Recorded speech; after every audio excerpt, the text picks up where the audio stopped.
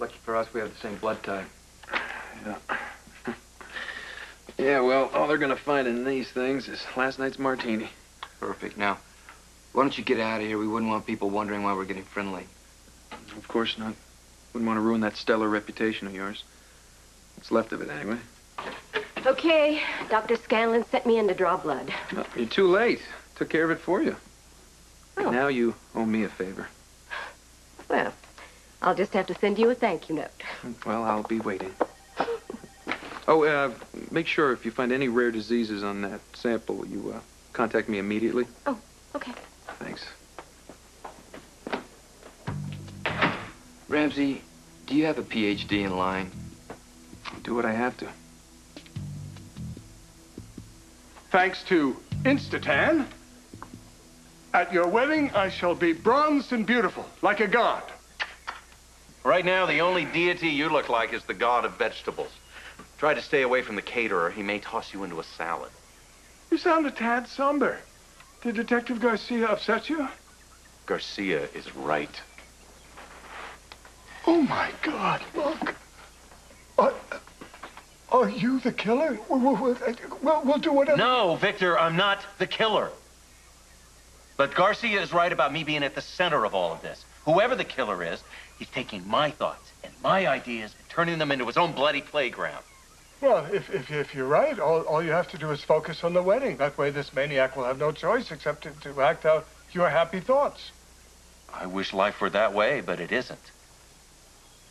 What I need to do is figure out why I am the focal point of this person's rage.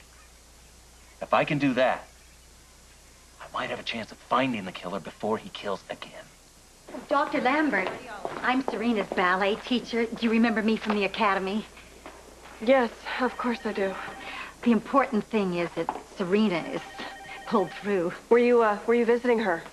No. Lucy Coe said that she needed to rest. What? That's nonsense. That kid has more energy than the sun. She also seemed concerned that I might upset Serena by reminding her of the day of the wreck. That's ridiculous. You know what? Serena loves having visitors. She is doing very well right now, and I don't think a short visit would hurt. And as usual, Lucy is wrong. So why don't you come with me and I'll show you to her room.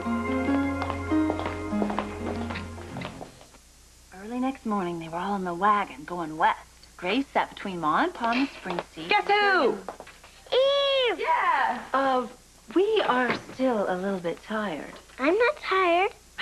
Guess what? I brought your ballet teacher with me. Michelle, thank you for the music box. It sounds so lovely. How are you feeling? Well, she's good. We're fine. We were just sharing some quiet time, though. Well, that doesn't sound like much fun.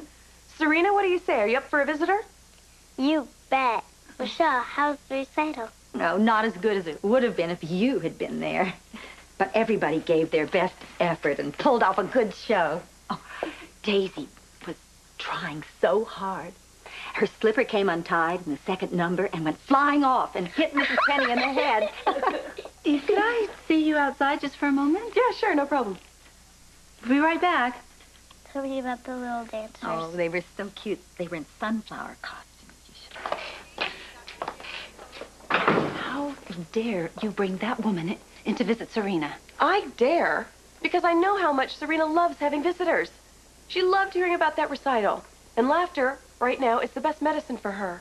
Well, you don't happen to be Serena's doctor anymore, and Scott asked me to look after her, and I told Michelle that Serena's just very tired. What is this argument really about, Lucy? Because it's certainly not about what's best for Serena.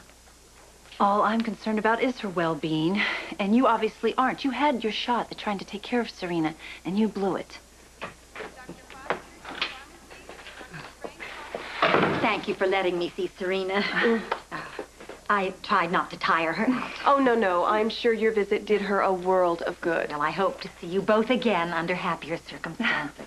Me too. Come on, I'll walk you out. I will too. I have to pick up another book down in the gift shop for Serena, so let's go.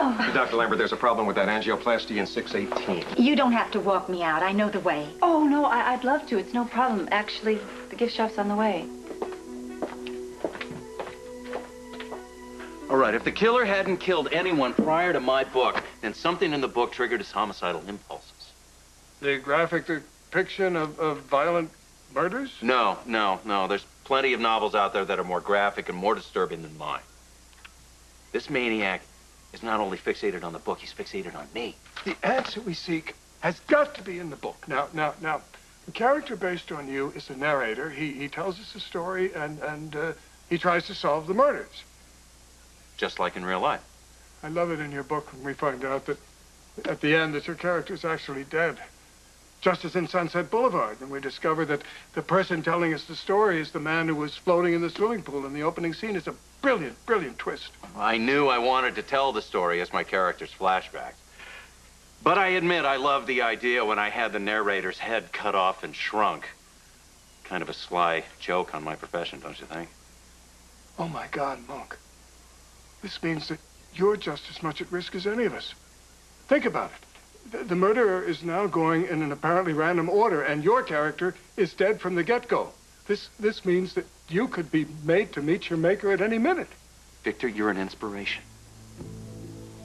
If this maniac wants me so bad, wants to get me so bad, I make it difficult for him. You've always said what we need is an enticement to lure him out. I'll set myself up as the bait.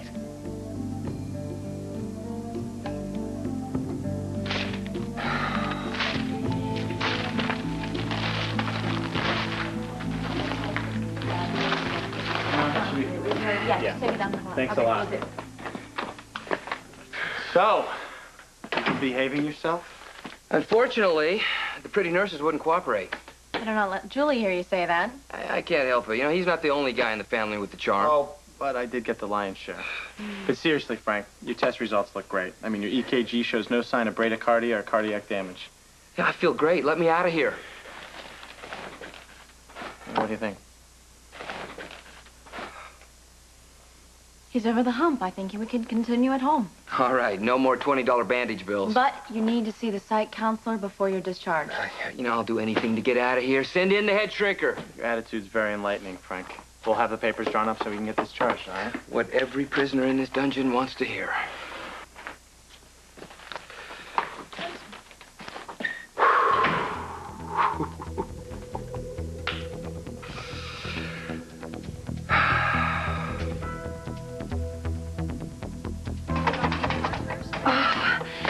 Drat, you know, I just hate when this happens. Sometimes the doctors commandeer the elevator with their key, that special thingy they have, and it just takes forever to get one.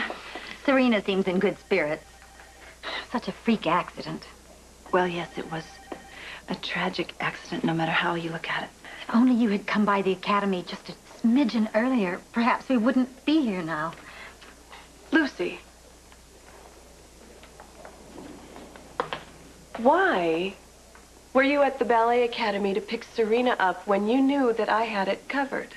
Well, no, actually, I didn't know you had it covered. I didn't trust you with that. Everybody knows I don't trust you, and even Michelle here knows that if I had have been there to get Serena instead of you, Serena probably wouldn't be blind right now.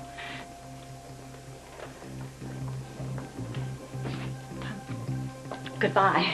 Good day, Bye, Michelle. Michelle.